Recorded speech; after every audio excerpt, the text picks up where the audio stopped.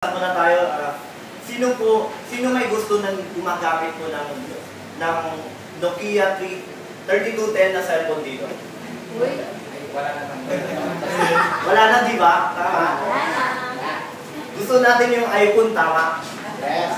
Tama? Ano po? Di ba? Lahat ng gamit po natin, gusto po natin ng laging bago. Opo. Yes. Tama po. Sa buhay po natin,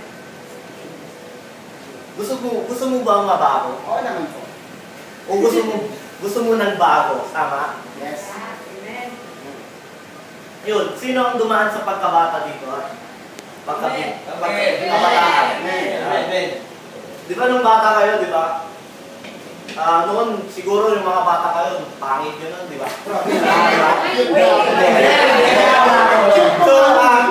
So, abang yung mga iba, habang papalapit sa kabataan, di ba, kumawa mo? Parang ako noon, di ba? So, parang ako noon yung bata ako, pangit ko noon. Ikaw lang. Actually, may picture ako dito ngayon, oh. Nakikita niyo po ito? Yung kabataan ko, pangit ko noon. Pero hindi pa ako umaatin sa Destiny. Pero ngayon, siguro gwapo na ako. Siguro. Tama ba? Tapos, karamihan po sa atin kabataan, tama? Oo naman. Ano yung in na in po sa atin? Sa mga kabataan, di ba mahilig magpauso ng bago? Yes. Yung bagong damit, magpapauso ng bagong damit, magpapauso ng bagong buhok, kung ano-ano tama. Pineapple God, gano'n. Tapos, bakit hindi nila maisipan magpauso ng bago, yung pagbabago? Actually, ang pamagat mo ngayon ay pagbabago.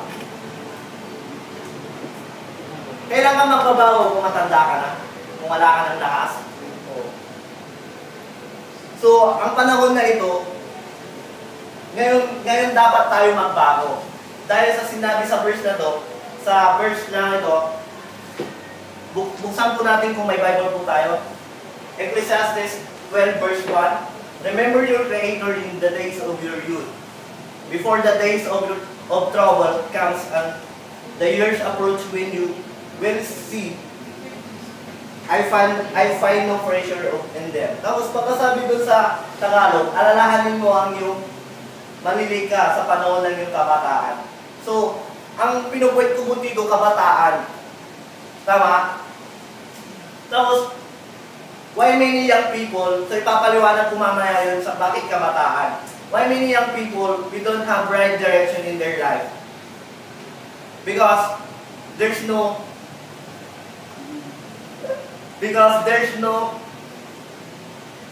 change in their lives and we don't have God in their lives.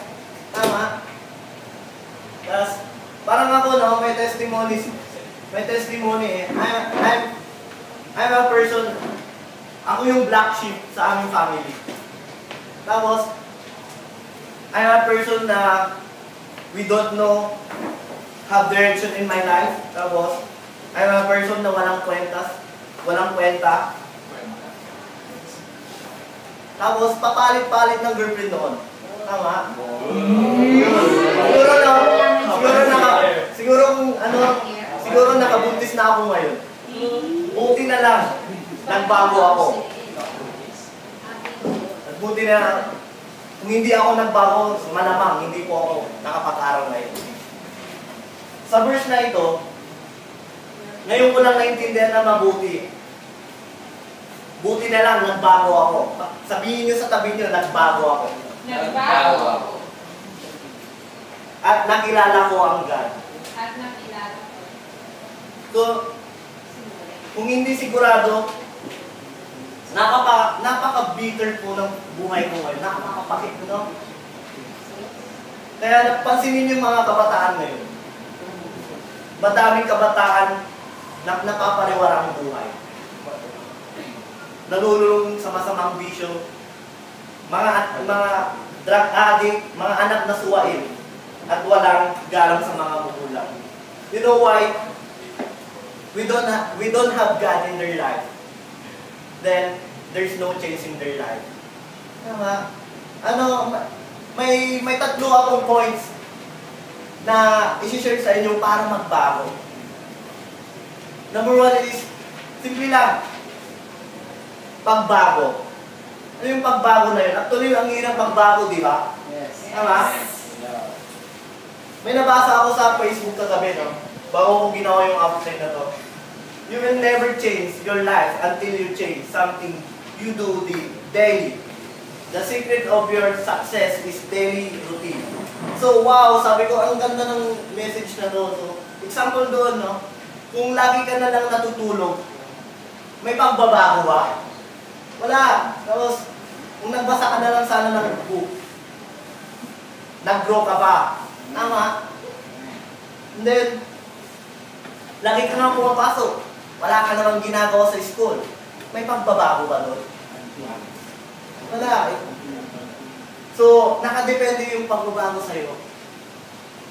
You must be changed para maging successful. Tama? Tapos, number 2, para magbago, kailangan mo ng tulong. Number 2, kailangan mo ng tulong para magbago. Yun. Actually, nung napunta ako dito sa Destiny, no, may nag-win sa akin, may tumulong sa akin para magbago. Actually, ang nag-win sa akin, kuya ko eh.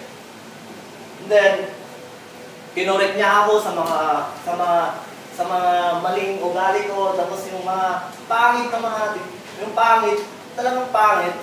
So, pinaka-worst nun eh. Buti na lang nabago ako. Yun. And then, tapos, pagkatapos nun, napunta ako kay Pastor, lalo akong na-develop doon ang character ko. Lalo akong nabago. Tama? So, inahamon ko kayo kung wala pa kayong cell leader ngayon, no? Kaya, bago kayo umuwi, maghanap muna kayo ng cell leader ngayon. Tama? Yeah. Para mabago kayo. Yan. Number 3, para mabago ng tuluyan, you need God. Diba? Yeah. Alam niyo, no? Alam niyo, no, nung napunta ako dito, ngayon ko naramdaman yung pagmamahal ng God sa akin. At dito ako nabago talaga. Umatin ako ng Sunday service, mga one-on-one, at lalong-lalo na, huwag niyong kakalimutan. Huwag niyong kakalimutan umatin ng encounter. Doon kayo mababago talaga. Tama? Kung gusto niyo mabago talaga, umatin kayo ng encounter. Yun, ang sarap ng buhay ng may pagbabago. Tama? Yun. So, dito na ako magtatapos sa ano na to, na last point ko na to, God. Sa God na to, kailangan nyo i-surrender lahat kay God para magbago. So, dito na ako magtatapos, tayo tumayo. At, so, alam niyo ba, kung gusto mong magbago, ikaw mismo ang makakagawa nun. May gagawin ka na hindi magagawa ng iba. Tama? Yes. If I change everything. Tama? Amen. Sabi nga di ba may mga, pag dumadating ang New Year resolution, di ba? Magbabago na ako, pero ang hirap nilang gawin mo. Kasi walang tumutulong sa kanila. At wala silang God sa kanilang buhay. Ang hirap nilang mabago. Tama? So sabi nga ni Dr. Roserson, no, mga kabataan ay pag-asa ng bayan. Yes. Amen. Inaasahan ka ng bayan mo para magbago. Ikaw mismo may gagawin dito. Tama? Yes. Then, ang sarap, di ba, parang wala ka nang daw na lumabas kung nabago mo na ang lahat ng mundo, no? Kung mababago ka na, no? Ang pangalawang baguhin, ang family mo. Pagkatapos ng family mo, buong bayan. At pagkatapos ng buong bayan, buong mundo. So, yung pagbabago na yun, pag nakikita mo doon, pag lumalabas ka sa bahay nyo, hindi ka na nadadoubt na lumabas, na wala na mangyayari sa'yo.